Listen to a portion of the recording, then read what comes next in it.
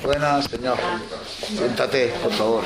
Bueno, hoy vamos a hablar sobre un personaje curioso. Es uno de los raros y olvidados de la literatura española, que es Rafael Cansinos Asens.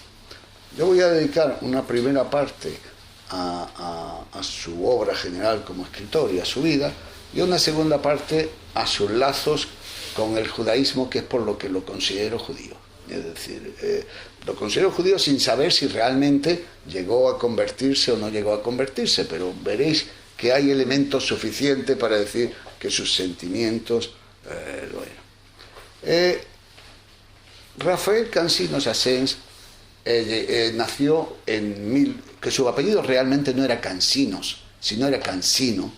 Nació en 1882 en Sevilla, en una familia compuesta por el padre, la madre y dos hijas, Pilar y Josefa, y el hijo. Él era el más pequeño. El padre murió pronto, yo creo que cuando él tenía 10 o 12 años, y la familia se trasladó a Madrid con la madre. Y aquí en Madrid fue cuando él empezó a la actividad literaria. Él fue un escritor, fue poeta, fue crítico, periodista, crítico literario, un magnífico crítico literario, y fundamentalmente fue un hombre atento a todas las novedades literarias, a todas las vanguardias y abiertos a la literatura, digamos, novedosa. Empezó ya siendo un chaval, 14, 15 años, escribió en El Arte su primer poema, en la revista El Arte, y luego empezó a escribir en revistas literarias, en Prometeo, de Gómez de la Serna, en la revista de Carmen de Burgos, de Colombine, en distintas revistas, y entró como corresponsal y crítico literario en La Correspondencia de España, que era un periódico que entonces, La Corres, es decir, conocidísimo. Es decir, estamos hablando de la preguerra y de la preguerra mundial y y durante la guerra mundial también. Es decir, este era un periódico, pues, de lo más conocido. Empezó a escribir, como digo, en periódicos y revistas, escribía poemas, escribía crítica literaria, empezó a escribir sus primeros salmos, que luego publicaría el primer libro que publicó, que se llama El Candelabro de los Siete Brazos, que son salmos al estilo del salmista, es decir, que fue su primer libro. No es un libro exactamente de carácter judío, pero es un libro que imita y demás incluso el alfabeto hebreo, la Aleph, la Bet, es decir, él va por las letras del alfabeto. Y luego tuvo una enorme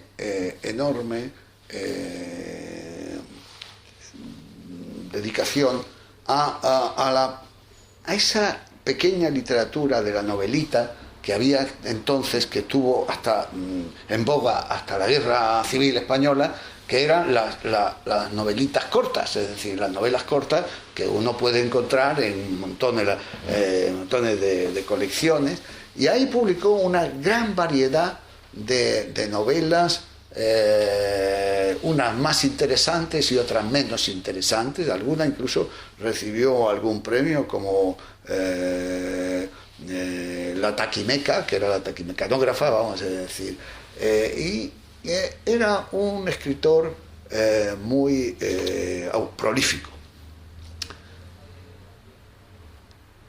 Se entró en la tertulia de Pombo, la tertulia de Gómez de la Serna, que entonces estaba tal, y le alentó cuando llegó el movimiento vanguardista. Estamos hablando final de la guerra mundial, de la Primera Guerra Mundial. Estamos hablando del movimiento vanguardista con Tristan Tzara y todo lo demás en el exterior. Él alentó a Gómez de la Serna a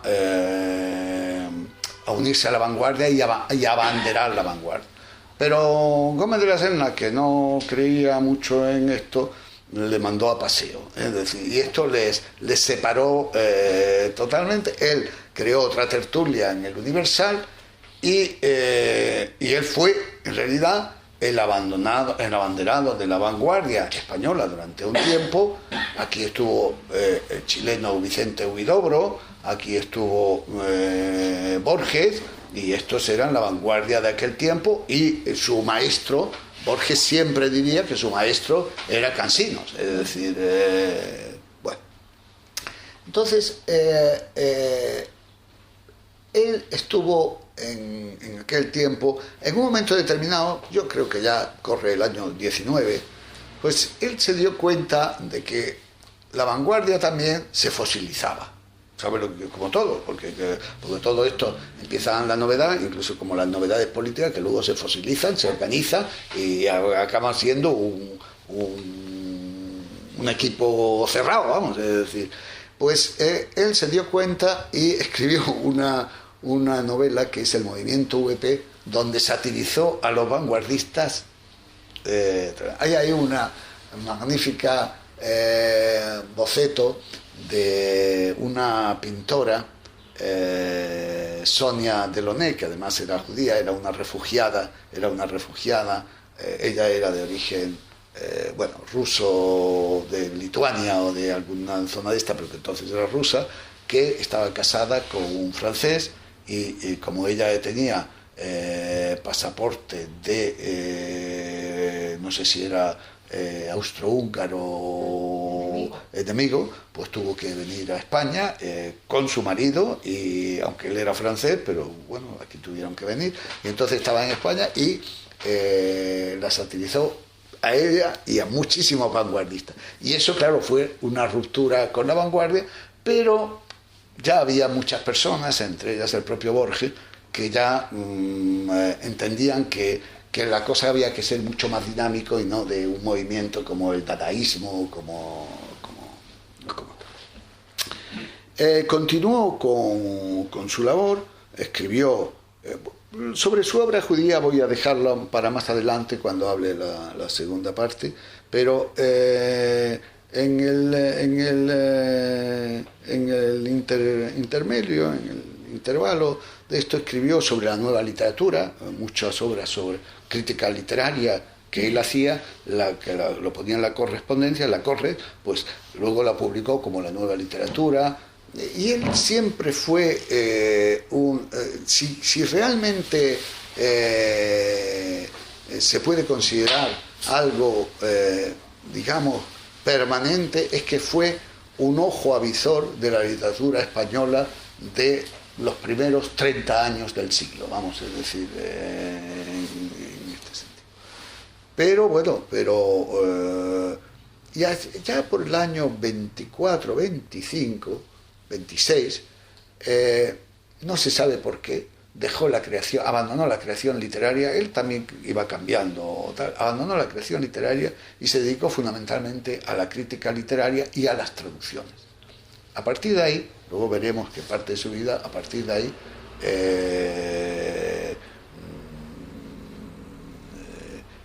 ahí, vivió mucho de las traducciones. Ya antes había traducido a Max Nordau, había traducido Matrimonios Morganáticos, había traducido el arte español, en fin, había traducido una serie de obras de este autor y de muchos autores, pero a partir de ese momento pues se dedicó fundamentalmente, ya entonces él estaba en el Imparcial, primero abandonó la correspondencia, estuvo también en otro periódico que ahora mismo no te digo, y luego pasó al Imparcial. En los lunes del Imparcial es donde él publicaba una historia literaria todas las veces. Aunque él avizoró la generación del 27 y la comentó, él nunca perteneció a la generación del 27, era una generación anterior, evidentemente, estos eran más jóvenes.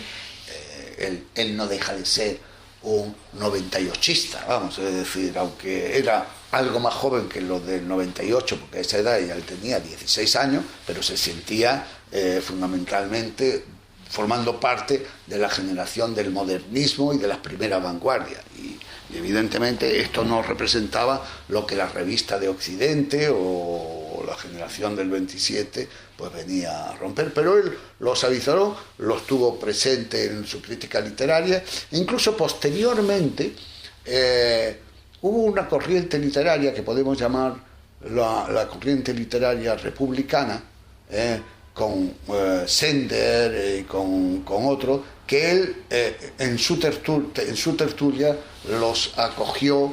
Y todo esto fue un hombre, digamos, cuyo final, que es un final largo y triste, terminó con la guerra civil.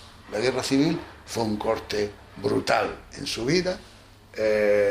Luego veremos, además, en el tema judío, casi voy a dejar toda la vida suya posterior con el tema judío para que veáis vosotros cómo se implica y cómo se implica una cosa con otra.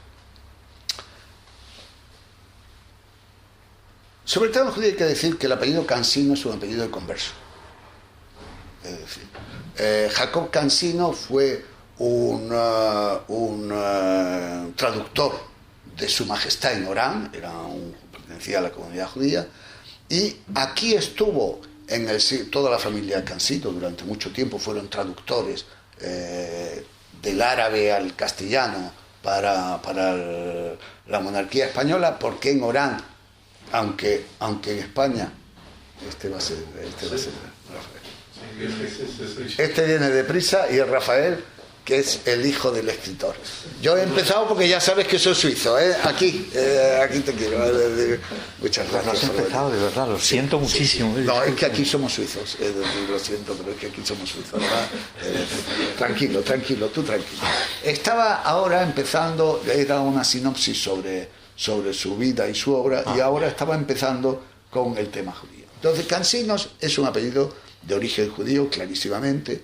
Hay este Jacob Cansino, que fue precisamente, además, muy conocido en el siglo XVII en España, porque vino a Madrid con un permiso especial del conde duque de Olivares, y aquí estuvo viviendo durante mucho tiempo, y además vestía a la oriental, es decir, imagínate tú en Madrid con un permiso especial de la Inquisición, vistiendo a la oriental, y aquí publicó un libro dificilísimo de encontrar, que era una traducción de otro libro de un rabino, de Constantinopla, que se llamaba Extremos y Grandezas de Constantinopla. Es decir, y lo publicó. Es un libro muy difícil de encontrar. Hay edición reciente que sí ha salido, pero vamos, no había en aquel tiempo. Y yo, por ejemplo, tengo entre mis documentos una partida de conversión también del siglo XVII con Felipe IV, en el que el rey, es el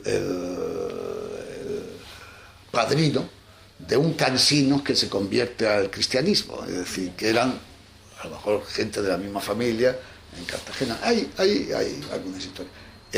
Los que tenemos ya una cierta edad y hemos oído hablar, por ejemplo, del que fue premier de Gibraltar, Joshua Hassan, este era cansino, creo que por la familia de la madre, vamos, es decir, quiero decir que es un apellido muy bonito. Y él tenía una constancia clara de ese origen.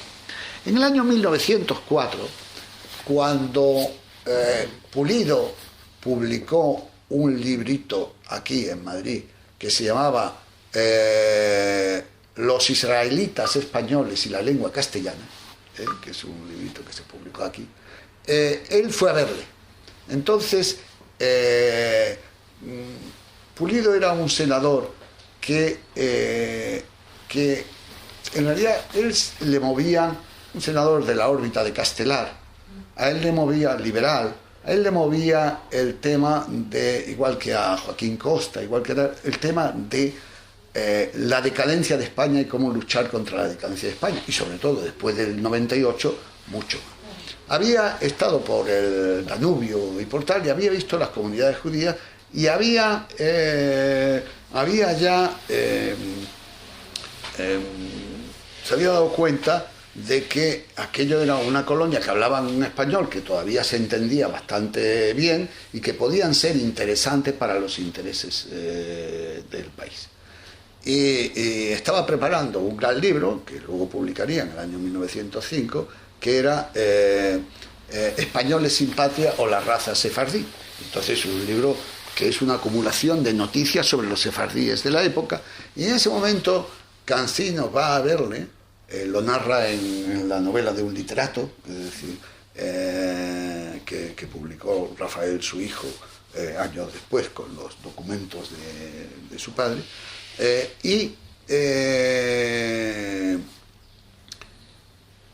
le conoce ahí, en la reunión esta, conoce también a un judío que entonces estaba por España, José Farache, y se relaciona con muchos judíos, y él se consideraba, incluso en su novela en clave, que luego publicaría, se llamaba a sí mismo Benasser, el poeta, el descendiente de conversos. Es decir,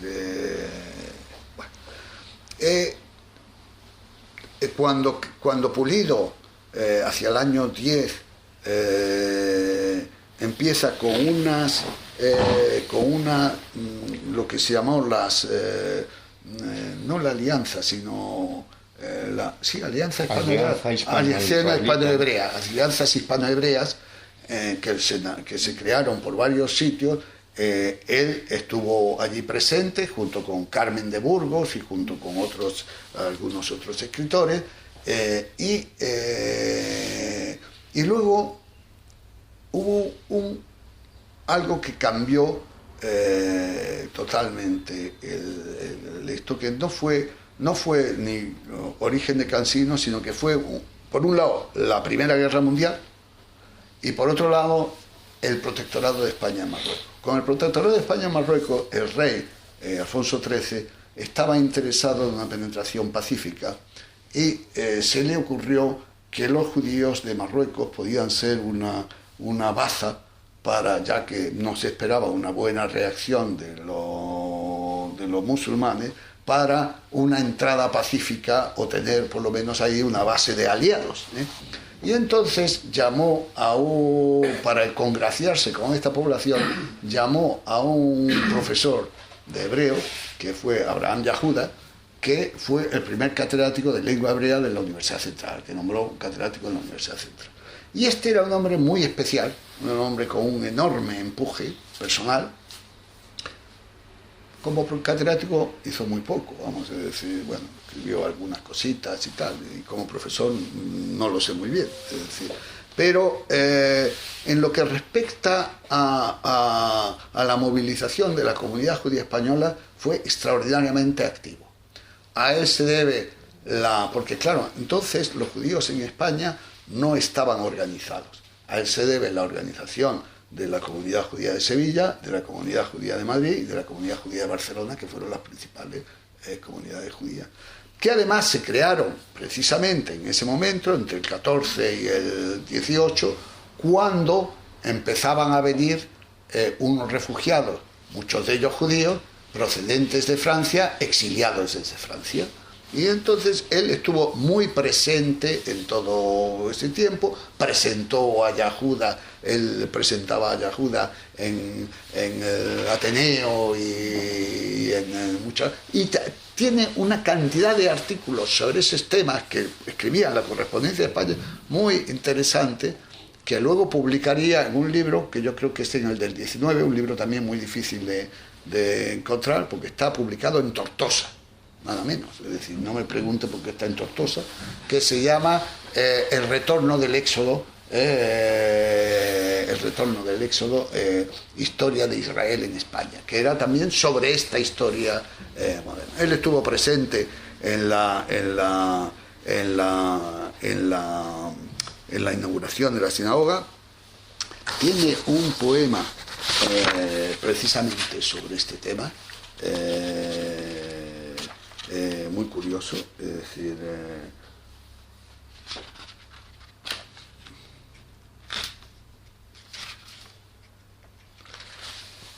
que es sobre la inauguración de la Comunidad Judía de Madrid, vamos a decir.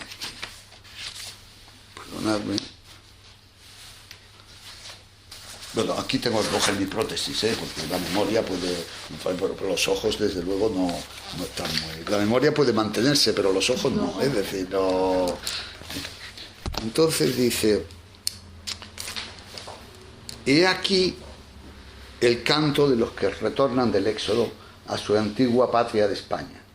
Nuevamente tornamos a ti, oh tierra, oh Sefarad nuestra que nunca olvidamos, en los días y en las noches del Éxodo, en este Éxodo en que tanto murieron.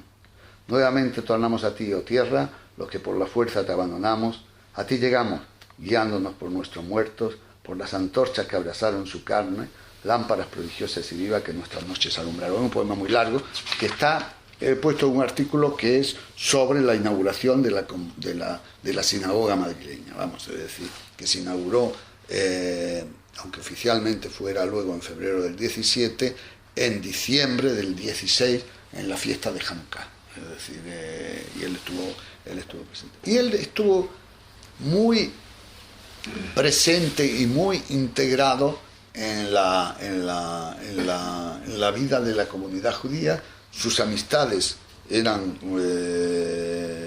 muchísimos judíos, y luego publicaría, además de una antología, porque él era un gran traductor y hablaba muchos idiomas, por lo menos traducía de muchos idiomas, publicó Los Cuentos Judíos, que es una antología en el año 1920 o 21, yo creo, en Editorial América, una antología de cuentos judíos muy interesante de muchos autores, donde además hace una introducción a estos autores realmente importante, porque era la primera vez que se traducían estas cosas en España. Luego también tiene una que es la primera antología que conocemos del Talmud, que se llama Bellezas del Talmud, que Rafael ha vuelto a editar nuevamente. Y en el año 24 o 25. ¿El qué? La novela La Luminaria de Hanukkah. 21. No, La Luminaria de Hanukkah no, de 24 o 25. Esto estoy convencido, vamos a decir. El 21 es la huelga de los poetas. La huelga de los poetas, el movimiento VP, que ya hemos hablado. Del 24. 24. En el año 24 publicó una novela, que es una novela en clave, que es así como el poema y los artículos hablaban sobre la constitución de la comunidad judía y tal, pero aquí habla una novela de todos los personajes judíos que estaba mezclado en una novela en que cambia todos los títulos, cambia todos los nombres. Es una novela en clave. Es ahí donde él debe nacer el poeta, pero bueno, el doctor Pulido es el doctor Florido, en fin, cada uno tiene un nombre diferente. Y es una novela muy curiosa. Se volvió a publicar en el año 61 en Buenos Aires, y tú la publicaste hará unos 10 años o una cosa así, es decir, por aquí. Es decir, es una novela también rara de encontrar, bueno, lo original es raro de encontrar, todos los libros de Cansino son raros de encontrar, es decir, que ahora mismo los originales tienen mucha importancia. Luego, en los años 30 estableció muchos de sus amigos, ¿sabe? Por entre ellos Yahuda, se habían marchado, algunos de estos refugiados habían marchado, otros habían permanecido aquí, pero muchos de ellos en el año 30 habían muerto. Faracha había muerto, por ejemplo, es decir, Yahuda se había marchado a Londres, donde se había casado, es decir, y él pierde un poco el contacto con la comunidad judía, pero establece un nuevo contacto con los judíos argentinos. Los judíos argentinos muestran desde siempre un gran interés por Cansino. Hay que pensar que Borges, que le tuvo una enorme estima, escribió muchas cosas en Buenos Aires en honor de Cansinos. Entre otras cosas, tiene un poema sobre Cansinos que dice que que tiene como tema el judaísmo de Cansinos. Es decir, dice: la imagen de aquel pueblo lapidado y execrado, inmortal en su agonía, en las negras vigilias lo atraía con una suerte de terror sagrado. Bebió, como quien bebe un hondo vino, los salmos y el cantar de la escritura, y sintió que era suya esa dulzura, y sintió que era suyo ese destino. Lo llamaba Israel. Íntimamente la oyó Cansinos, como oyó el profeta en la secreta cumbre, la secreta voz del Señor desde la zarza ardiente. Acompáñeme siempre su memoria, las otras cosas las dirá la gloria. Es decir, sobre Cansinos. Pero ya él había visto desde el principio el judaísmo, que Borges también era una persona que el judaísmo lo atraía, pero no desde el punto de vista interno, como si fuera él. Cansinos lo sintió como algo propio. Y que quizá lo que más hondamente se le nota este carácter judío son en sus poesías, que yo, gracias a Rafael, pude recoger en el año 94 en un artículo extenso sobre él, que están en los momentos de la guerra civil. Incluso hay una preciosa en los momentos del bombardeo, bueno, en los que caen los obuses sobre Madrid, porque él pasó toda la guerra en Madrid, es decir, él pasó toda la guerra en Madrid y toda la posguerra hasta su muerte en Madrid, es decir, él fue un refugiado luego interior, ¿no? Dice: se va la tarde del viernes, ya asoma la faz el sábado, se han encendido las luces, yo leo en el libro santo, Leja dodi likrat kallah, Penei Shabbat Nikabela. Eso es una oración del sábado. A lo lejos, los cañones hacen salvas al ocaso. El libro en mi mano tiembla. La hermana tiembla de espanto. Oh, sábado en la ciudad sitiada hace ya 2 años. Como una novia tú llegas con el velo desgarrado. No podemos recibirle con júbilo y agasajo, porque nos falta el vino y el óleo para el candelabro. Solo tenemos, tenderte podemos nuestros temblorosos brazos y nuestros labios, que tienen del ayuno el sabor vago. Nuestro hogar está en ruinas, por obuses destrozado. Desde el umbral entrarás por entre escombros pisando. Sábado como una novia, puro, bello y delicado. Es un poema. Y hay otros poemas en los que en realidad se siente presente siempre como su carácter judío. Uno de ellos dice: la vieja sinagoga. Dice: oh vieja sinagoga convertida en iglesia, casa del Padre Eterno que hoy ocupa a su Hijo, con qué emoción descifro el palimpsesto de tu triste destino. Profanada, humillada la Virgen de Sión, tatuada de afeites como una cortesana, en tus blancas paredes, donde te refulgía el nombre del Dios único, hoy ídolos se alzan. Y en el lugar del libro, un corazón ardiendo, símbolo de ese pobre corazón de tu pueblo que dio su vida por conservar su credo. Quiero decir que cuando yo digo el carácter judío, no sé si se convirtió nunca, de hecho no podemos saberlo, es decir, no hay forma, primero porque en la España de aquella época convertirse era difícil, vamos, es decir, no había sistemas para la conversión. En segundo lugar, porque si lo hizo no tenemos constancia y como digo, en los años 30 tuvo una actividad importante en las revistas argentinas, donde la revista judaica de Buenos Aires le publicaba muchas cosas, cuentos, etc. Cuando termina la guerra, claro, viene aquí lo que llega a Franco, llega al franquismo, y con Franco llegó una época en la que lo primero que había que hacer era asegurar que podía trabajar como periodista, porque el carnet de periodista no era sencillo, ¿no?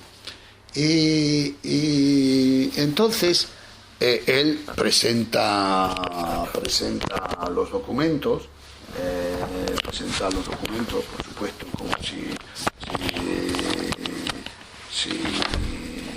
como si no pasara nada, vamos a decir. Pero claro, entonces había que ir a había que ir pasar por la falange, la información de la población, la no sé qué, tal. Y hay... El párroco también. ¿Qué? El párroco también, ¿no? Hay un párroco que habla, es decir, hay un párroco, pero que habla a su favor, ¿eh? Hay un documento, yo publiqué la documentación completa de esto, vamos, completa, casi completa, Hay un testimonio en el expediente en el que un sacerdote declara que mi padre le ayudaba en el sacrificio de la misa. Que yo creo que era más falso que tal, pero bueno, es decir, pero era se negaba a pisar iglesias de toda la vida, pero bueno, es decir que pero estaba el párrafo, es decir, y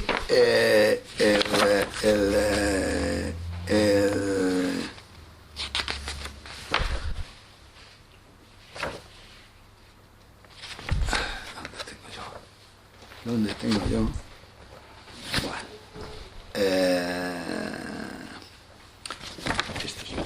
este es el expediente, parte del expediente, sí. Y hay esto de la Delegación Nacional de Información e Investigación de la Falange Española Tradicionalista, que fue el que probablemente le sirvió para denegarle el carnet de periodista, que dice: fue colaborador de La Libertad de Madrid, habiendo publicado trabajos literarios suyos también en ABC y Blanco y Negro. Hasta ahí todo es informativo. Es periodista y escritor judío, habiendo escrito varios libros y folletos en defensa del judaísmo. Es amigo íntimo del aventurero judío José Estrugo, dirigente de Socorro Rojo Internacional. Es persona de la cual se desconoce si pertenece a algún partido político ni sindical, siendo de vida bastante rara. Con eso ya estaba claro. Es decir, le acusan de judío y de llevar una vida rara. Pero fundamentalmente fue la Falange, porque todos los demás documentos que tenemos no son negativos. Fue el documento de la Falange el que sirvió la para investigación. La investigación Es que la asociación de la prensa, que era la que daba los carnes de periodista, era la Falange. Era la Falange, claro. Estaba totalmente la Falange. claro. Y entonces le deniegan. Pero Cansinos en ese momento que ya había vivido bastante de las traducciones, fundamentalmente con una editorial que era la editorial Aguilar, donde además la editorial Aguilar, en la editorial Aguilar estuvo formada por Manuel Aguilar y por su mujer. Su mujer era Rebeca Arié, que era judía sefardí. Es decir, se habían conocido en París, se habían casado y habían venido a Madrid a fundar una editorial, porque él había trabajado con, no sé si era con una agencia de estas de edición francesa, y ella también, que fue como donde se conocieron, pero decidieron que iban a venir a montar esto en el año 24 o 25. Y con ellos colaboró mucho ya antes el Cansino. Había, toda la novela de Dostoyevsky, toda la traducción de Dostoyevsky que tiene Cansinos, que es muy famosa, y muchísimas traducciones. Hay en la editorial Aguilar, gran parte de las novelas estas que hay, es decir, tradujo el Corán, tradujo muchas cosas, muchas obras importantes, y como tal traductor es un traductor realmente bueno. Pero claro, después de la guerra es que no le quedó otra, porque además, aunque le hubieran dado el carnet de periodista, ¿quién se atrevía a publicarle? Es decir, entonces prácticamente yo creo que España ya no publicó más, no publicó nada más. En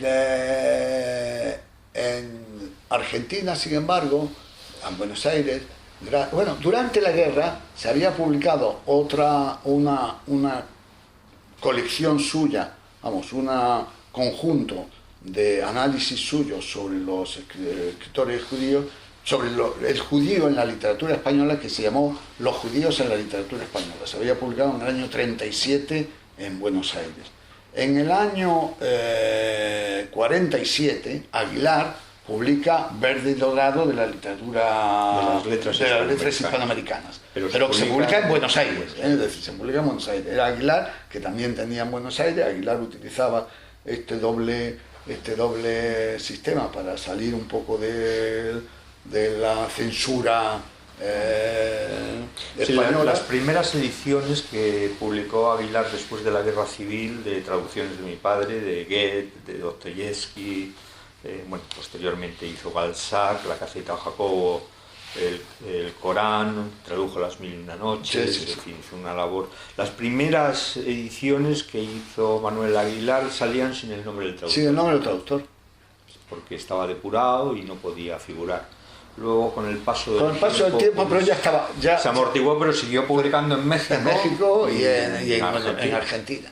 Y en el año 51 apareció este libro que publicamos aquí en Hebraica hace tiempo, gracias a Rafael, que eran Los judíos en Sefarad, que era una colección de cuentos, así como la novela, así como la novela de la luminaria de Hanukkah es una novela.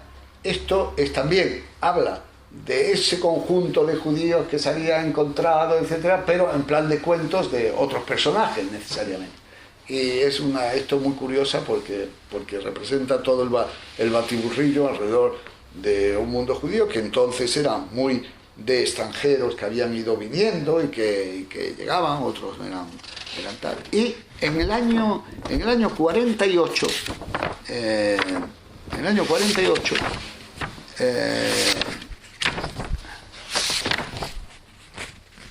publica de la fundación del Estado de Israel. Eso es.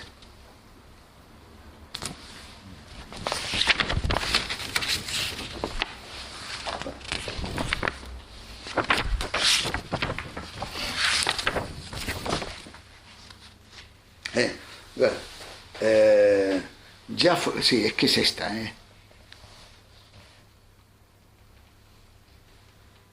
Eso es, en el sórdido gueto. Empieza con esto, pero termina con el nacimiento del Estado de Israel. Dice: ya florece de nuevo en Sion, de Jericó la rosa inmortal. Guetos y pogromos ya lejos quedaron. El judío en su tierra se celebra la Pascua triunfal. 20 siglos tardó en ser oído. Está tan lejos, tan alto el trono del Altísimo, como decía, era una queja a Dios. Curiosamente, de esa época también es una carta que Yahuda logra escribirle. Yahuda creía que estaba muerto. De hecho, en la carta que le escribe, que hay una...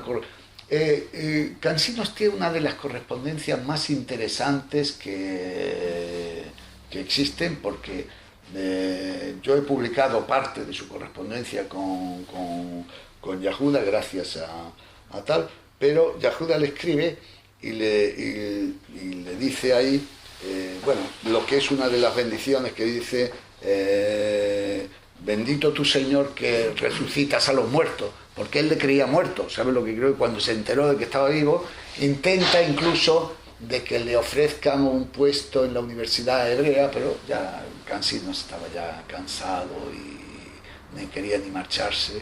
Para él este era su país.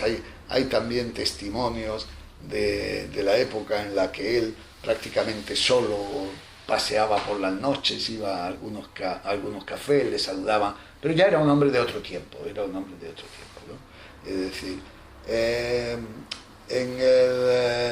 en el año, cuando fallece la hermana que vivía con él, que era Pilar, Cansinos se casa con la madre con Braulia Galán, vamos, es decir, era un hombre mayor, si no tenía 70, tenía 76 años. 76 cuando años. Me tuvo a mí, 76. 76. Cuando conoció a mi madre, 68. Eso.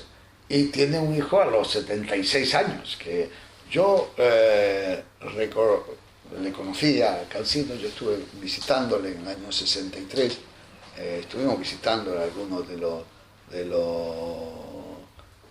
jóvenes entonces interesados por la cultura de la comunidad judía, y él vivía, vamos, vivíais, yo recuerdo a un niño pequeño correteando por la casa, enfrente en una casa que ya no existe, no debe existir, porque yo me imagino que atiraron el edificio y lo construyeron, una casa antigua, pero frente al Retiro, en la avenida Menéndez Pelayo. Era un sitio bueno, y lo recuerdo, estuvimos hablando con él, era un hombre ya cansado, él estaba con ese batín que algunas veces tienen unas fotos, que es un batín a cuadros, es decir, un batín a cuadros, ¿no? Y yo me acuerdo, y lo he narrado algunas veces, que cuando salimos tenía un enorme cuadro de la ascensión de la Virgen. Y yo me quedé viendo el cuadro, porque la verdad es que no pegaba nada ni con la conversación que acabamos de tener, ni con él. Y él se dio cuenta y me dijo, se preguntarán, ¿qué hace este cuadro aquí? Dijo, pues mire usted, este cuadro, cuando venía la Guardia Civil, después de la guerra, le preguntaban de qué religión es, le servía a mi hermana, aunque su hermana era católica, y le servía a mi hermana Pilar para decir, católico, ¿no lo ve? Dice, de ahí toda la proliferación de pintura religiosa del siglo XVI y XVII español.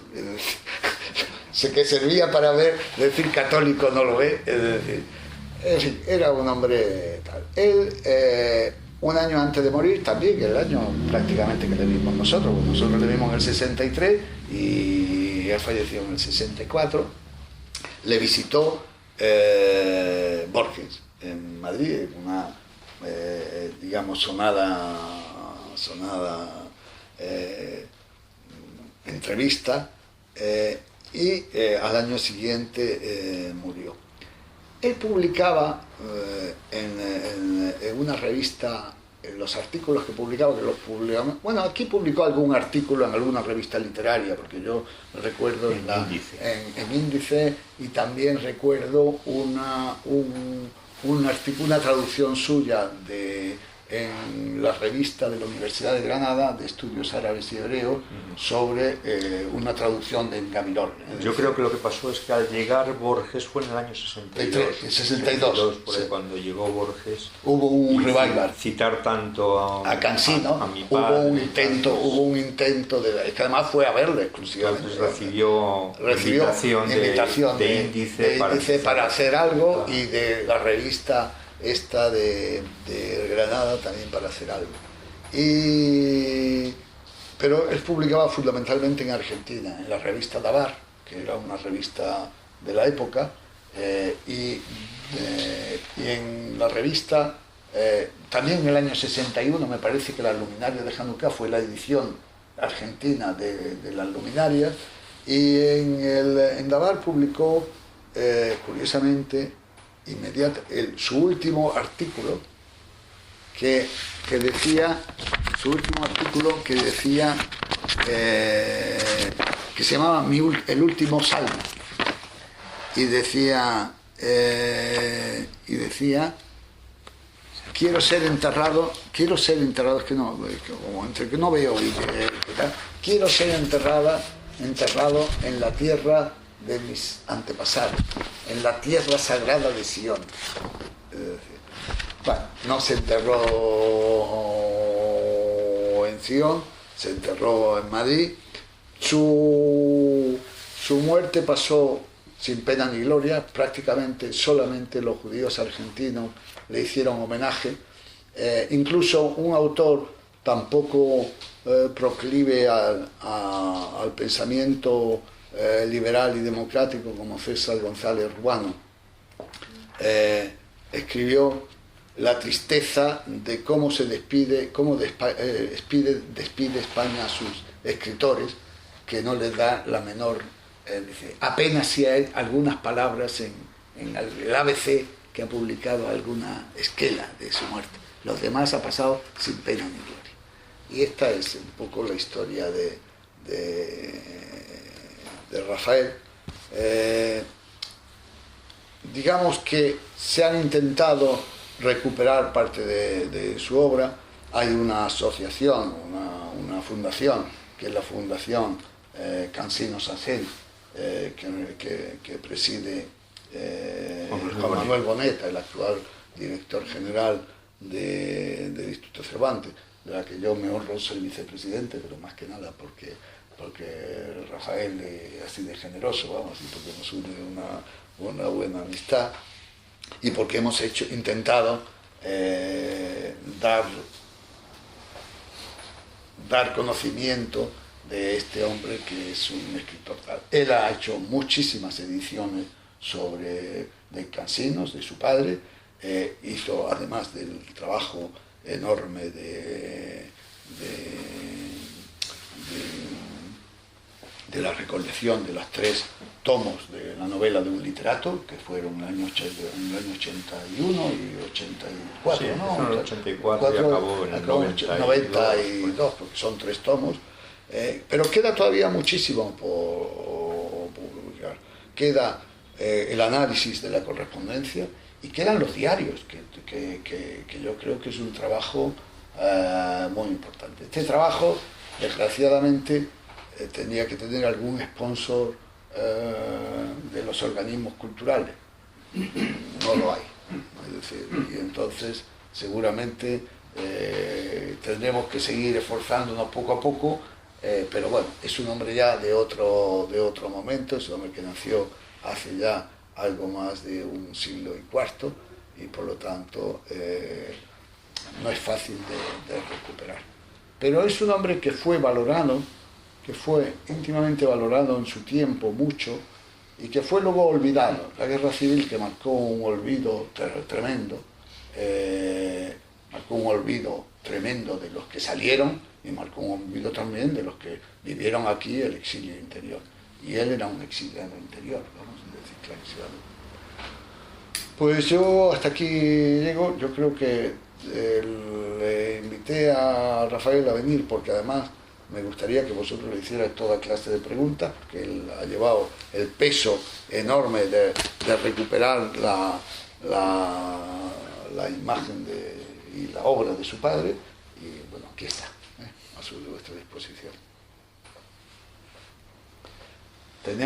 A mí lo que me extraña es que todos los grupos mediáticos de la transición, bueno, de la España moderna, han ignorado completamente la figura de tu padre. O sea, como un personaje con tantos matices, tan rico, o sea, era un hombre total, ¿no?, en ciertos aspectos.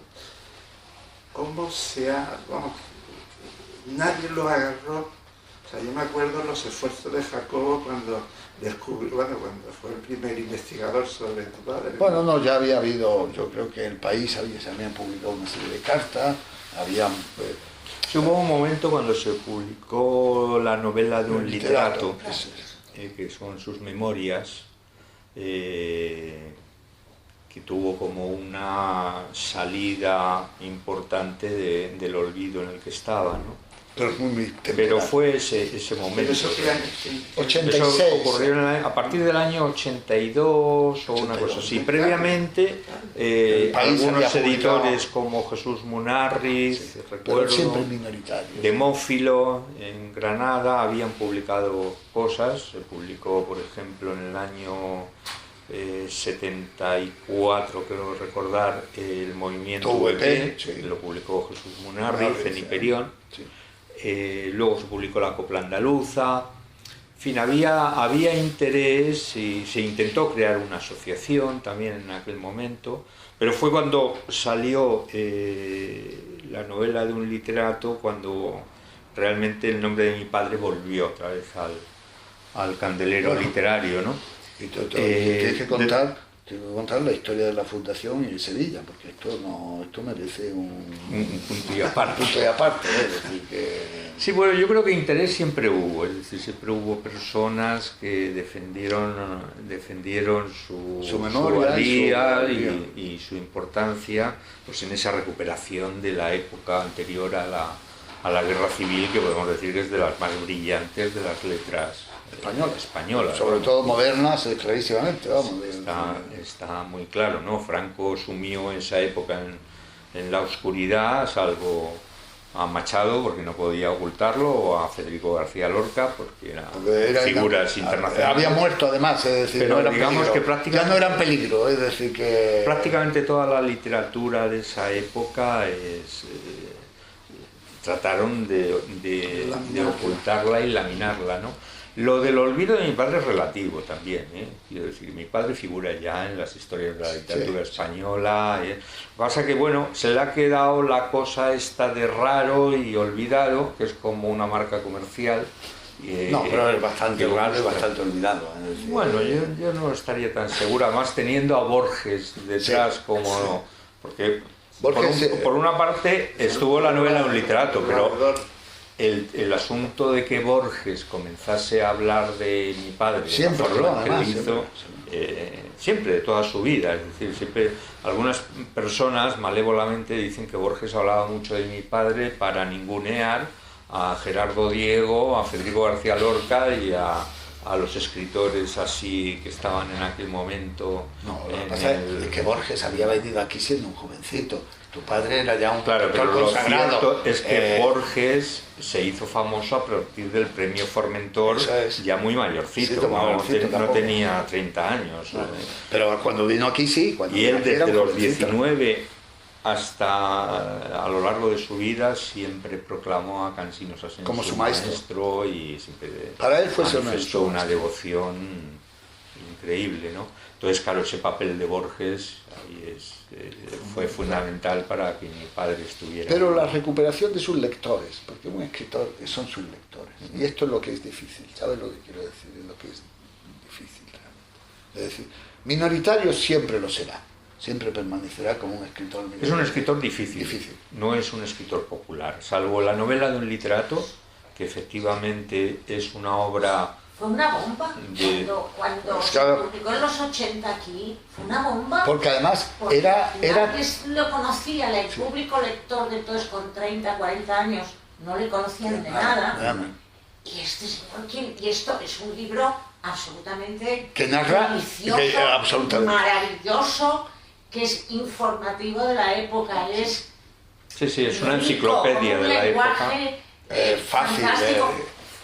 Y el enfoque también es muy personal, esa manera que tiene. Era muy libre, él era muy libre además. La época un éxito tremendo editorial. Sí, lo publicó Alianza y ya funcionó muy bien. Esas cosas que ya no se puede volver atrás, o sea que ya le puso en un... Sí, pero por ejemplo, la publicación de los diarios sería una cosa importante. Claro, pero esto de las ayudas es que ya es imposible, si están quitando del bachillerato ya la asignatura de historia de la literatura. Salió el otro día en los periódicos. Se va aquí. Nada más se piensa de la ciencia, de las humanidades que no existen. No existe, no. Yo recuerdo que hace años se hacían un montón de trabajos de mi padre en las universidades. Claro, yo siempre estaba en contacto con 3 o 4 estudiantes. Pero es que ahora ya no hay. Ahora ya no. Empezaron con el griego. Siguieron con el griego en el bachillerato y tal, con el latín. Luego, a nivel de universitario, han ido quitando cada vez más. ¿Ya? El hebraísmo español, por ejemplo, ya casi ni existe. Es decir, ahí me parece que quedan 2 cátedras de hebreo en toda España, y el hebraísmo español ha sido muy importante, es decir, que...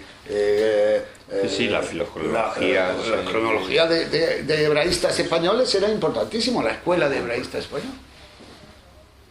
Es que, bueno, esto... Pero cuéntalo. Y bueno, con respecto a la fundación, bueno, pues una vez que, digamos, que mi padre empezó a ser recuperado, pues en Sevilla se hicieron eco de su nombre y vieron una opción ahí porque fueron ellos los que me animaron a construir la fundación. Hice yo una vez unas declaraciones a la prensa sevillana en la que estaba tratando yo de hacer de asegurar un poco la recuperación de la obra. Una fundación que no estaba recibiendo los apoyos necesarios y bueno, en Sevilla el Partido Socialista, en aquella época estaba Monteixeirín en la alcaldía, se hizo eco del asunto y bueno, me ofertaron la posibilidad de trasladarme a Sevilla, llevar conmigo el archivo El archivo es importantísimo. Tenemos un archivo inmenso de es el patrimonio más fuerte de la Fundación, vamos a decir que... En fin, que ellos vieron allí una oportunidad. Yo luego me di cuenta de esto, claro, de salir mucho en los periódicos, de lo que son los políticos, que cuando uno no vive ese mundo, la verdad es que peca de ingenuidad y le pillan por todas partes. Claro, yo no lo sabías. No lo sabía, sencillamente. Yo me llevaban a Sevilla, salía una señora apoyada allí que decía que era concejala de Cultura, se ponía a mi lado, empezaban a tirar fotos, luego esas fotos salían en la prensa, me llevaban a ver al alcalde, mano al alcalde, siempre había fotógrafos, por todos lados siempre había fotógrafos. Entonces, bueno, se constituyó la fundación en Sevilla, yo me desplacé temerariamente a Sevilla con el apoyo del Partido Popular, de Izquierda Unida, del Partido Socialista, es decir... ¿Quién iba a quitarle el apoyo? Pues nadie. O sea, una cosa increíble. Pero apoyo, y luego ya una vez que estuvimos allí, pues no había dinero, no había sede. No había sede, no había local. Me instalaron local, allí en un sitio provisional, en un convento. Me dieron ahí un despachito, una cosa surrealista completamente. Hasta que, bueno, cambió el gobierno, vino el Partido Popular y ya de lo hablado no se acordaba nadie y prácticamente pues suprimieron y volvió a Madrid las subvenciones. Sí, la fundación sigue existiendo porque estamos yo, Jacobo, pues somos los que la sostenemos. Físicamente yo tengo una pequeña oficina en Alcobendas, que es la que utilizamos, que es parte de mi vivienda, tenemos ahí un localito, pero separado. Y sí, estamos tratando de sacarlo piso, adelante. Tú decías antes, has puesto un piso a tus libros. Bueno, pues esto... Sí, está en un búnker, está en un búnker en Alcobendas, sí, está protegida y tal. Bueno, y ahora estamos tratando de moverlo otra vez y vamos a ver qué pasa. Parece que vamos a conseguir una ayuda importante de Google para ponerlo, que nos ayuda con anuncios. Es que me he enterado hoy de esto.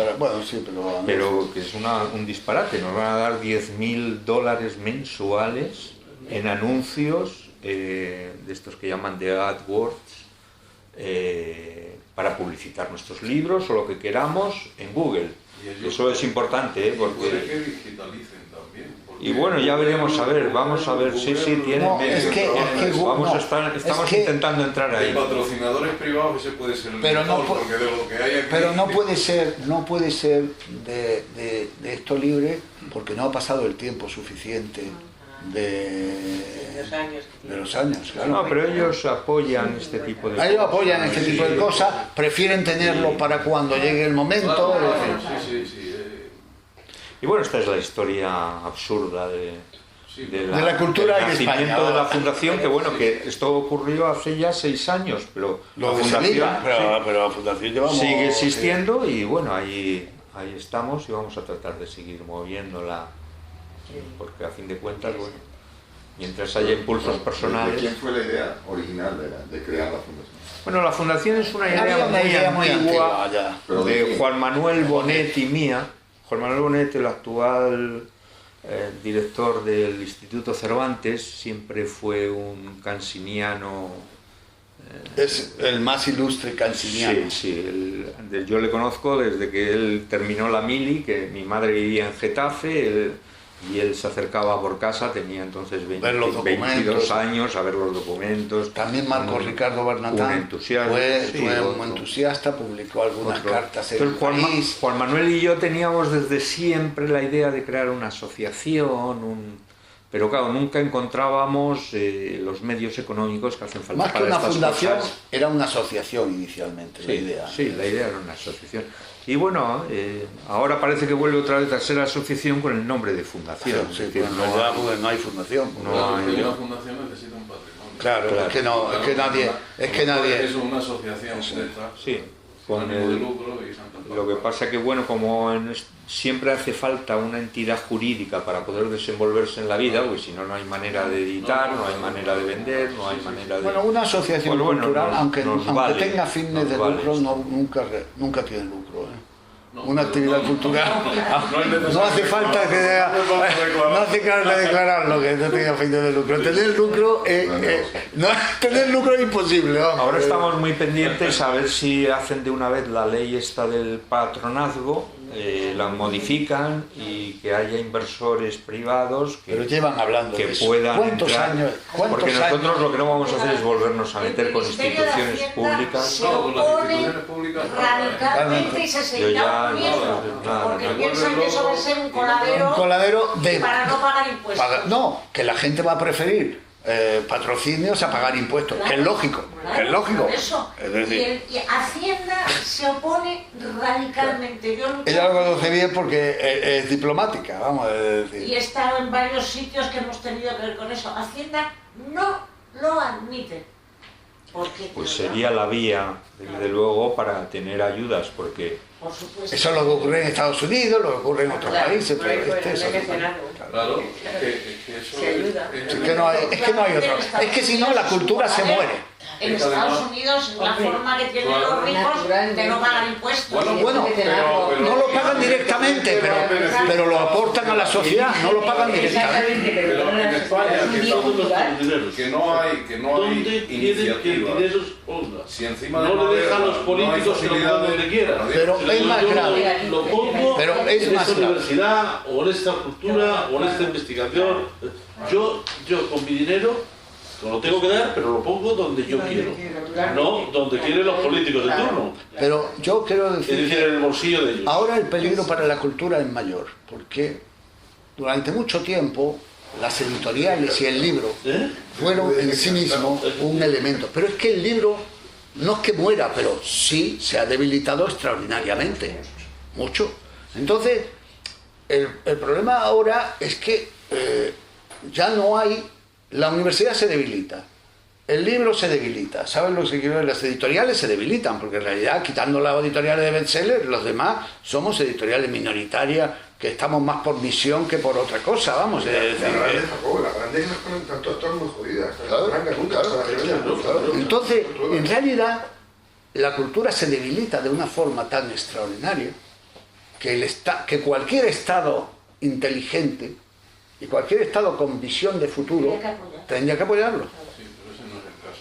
No, ni aquí ni en muchos sitios, ¿eh? Yo no diría que es el único caso de España, ¿eh? Es decir, yo creo que el problema es el debilitamiento generalizado de la cultura en todas partes, ¿eh? Es decir, y eso es en fin. Bueno, este es un caso más, no es, pero bueno, es un personaje curioso, ¿verdad? Un personaje atractivo, un personaje y yo creo que es alguien a recuperar siempre. Y luego, por otro lado, a mí me interesó, porque como sabéis que yo me intereso por el tema de todas las conexiones judías con España y tal, porque él fue un hombre que conoció de primera línea la creación de todas estas comunidades y todos estos personajes. Él es el gran cronista. El gran cronista de la comunidad judía inicial. Él fue el gran cronista. Este es principal. Sobre todo porque tanto en la prensa como en su obra, etcétera. Es decir que, bueno, pues este ha sido el personaje que hemos dedicado hoy la tarde. Gracias a ti.